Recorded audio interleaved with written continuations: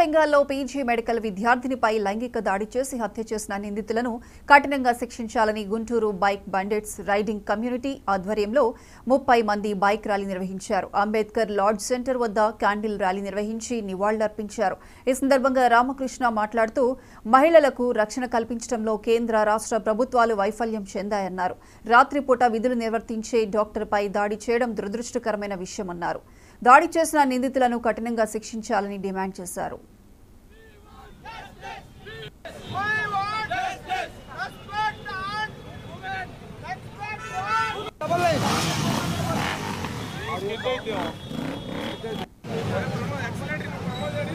రీసెంట్గా కోల్కతాలో జరిగిన విషయం గురించి రేప్ అండ్ మర్డర్ జరిగింది. అది క్రూరంగా జరిగింది. చాలా ఇలాంటివి ఇది మనకి జరుగుతూనే ఉన్నవి. దీనికి అరికట్టాలి. అలాంటి చట్టం మనం తీసుకురావాలి. సో ఆ చట్టం వచ్చేదాకా మనం నిరంతరం పోరాడుతూనే ఉన్నాం. ఇది మా వంతు సాయం.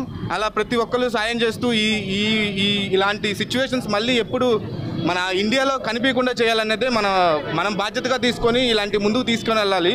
సో మా వంతు సాయం మేము మా రైడర్స్ తరపున ముందుగా మేము వచ్చాము. మమ్మల్ని చూసి ఎంతమంది రైడర్స్ వస్తారో ఇండియా వైడ్ నేను చూస్తాము. అందరూ రావాలని కోరుకుంటున్నాము.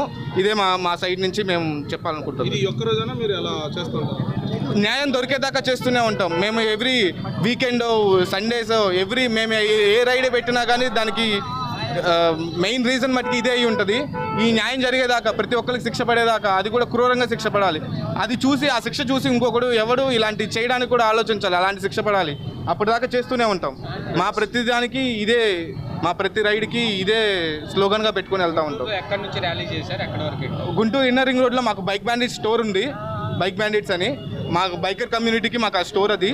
అక్కడి నుంచి మేము లక్ష్మీపురం, గుజ్జన్గుల్ల, పట్టాపురం మీద నుంచి మన మార్కెట్ సిగ్నల్స్ దగ్గర నుంచి ఇటు అరంగల్పేట నుంచి లాడ్జ్ సెంటర్లో వచ్చాము. మళ్ళీ ఇక్కడ నుంచి మేము అమరావతి రోడ్ అంతా కవర్ చేసుకుని వెళ్తాం.